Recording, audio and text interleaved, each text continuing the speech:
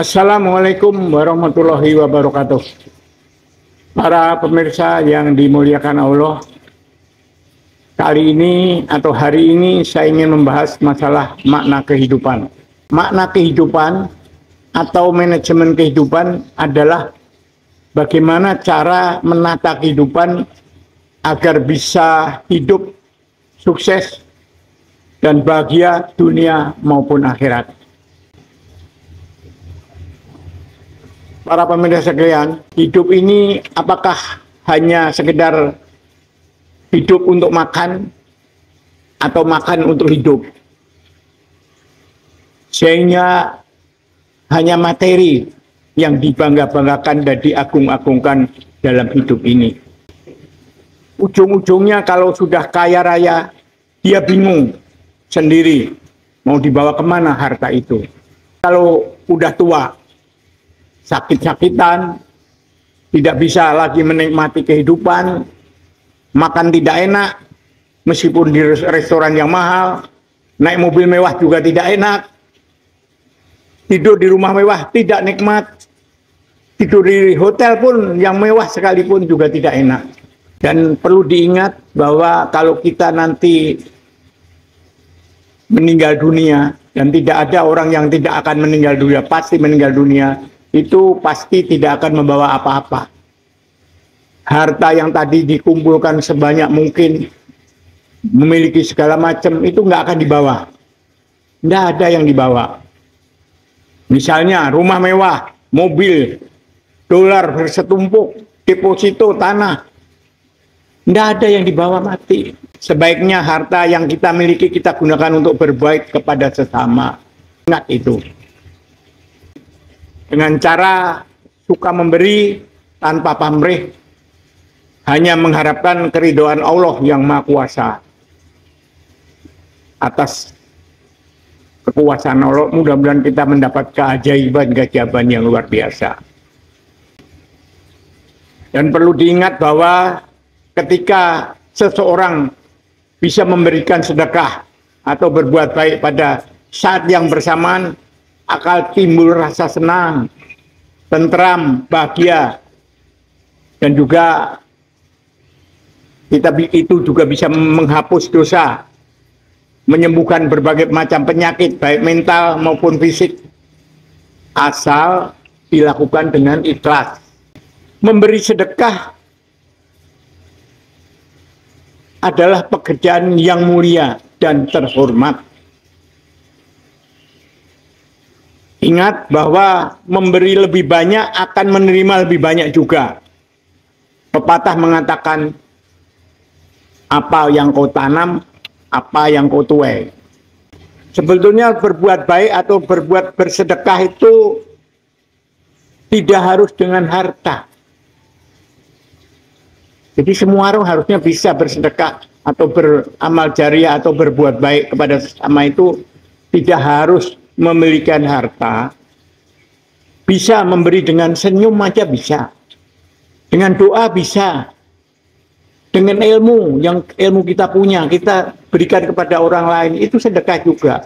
Tenaga, misalnya orang memerlukan bantuan tenaga, atau di jalan ada batu yang menghalangi orang lewat, kita singkirkan, itu sudah sedekah. Jadi yang memudahkan orang lain untuk berlewat.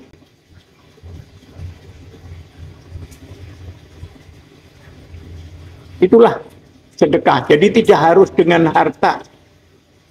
Dengan tenaga, pikiran, doa, senyum, itu sudah sedekah.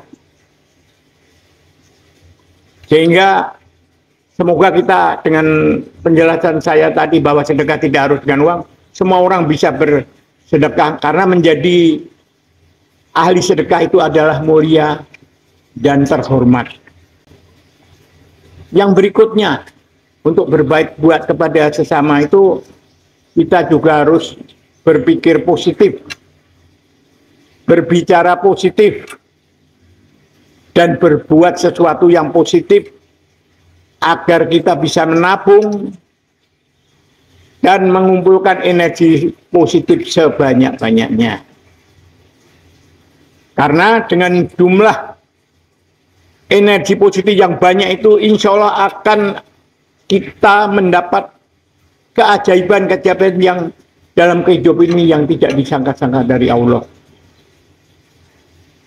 Yang mungkin hal-hal yang sebelumnya kita anggap tidak mungkin, tapi dengan kita perbuatan baik kita itu jadi mungkin.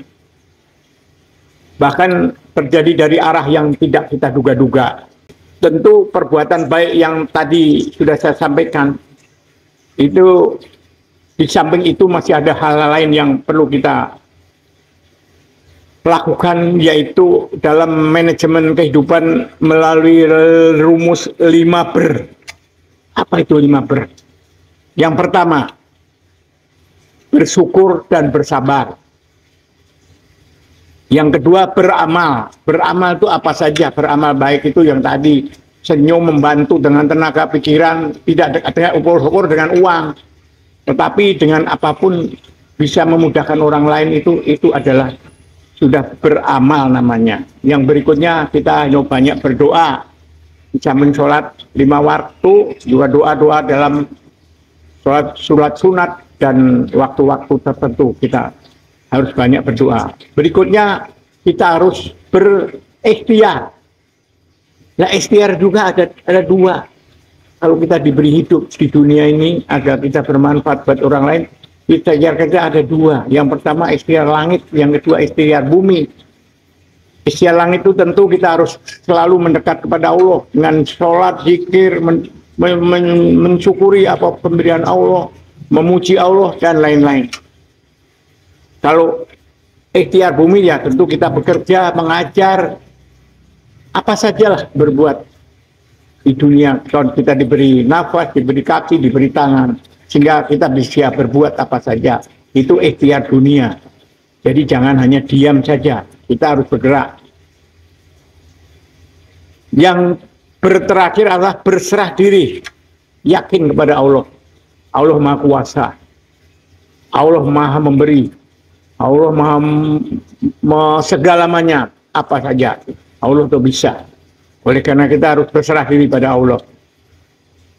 Padahal hidup ini adalah pengabdian, terutama kepada Allah yang menciptakan kita, yang menciptakan bumi ini, yang Maha Kuasa.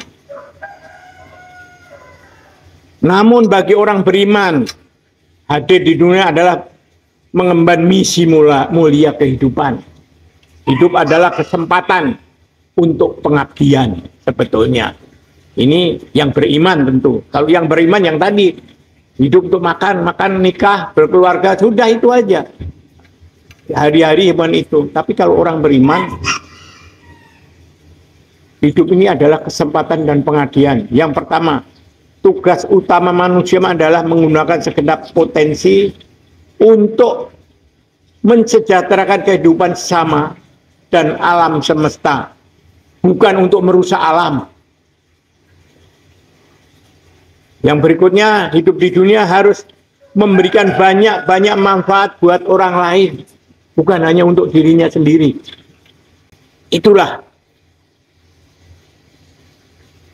makna kehidupan yang saya sampaikan, dan bahwa memang hidup ini tentu kita, karena kita hidup adalah pengabdian, tentu jangan hanya dunia yang dicari. Dunia memang harus dicari, tetapi hasilnya untuk berbuat baik, kebaikan kepada sesama, di lingkungan kita, di tetangga kita, di masyarakat kita, dan lain-lain.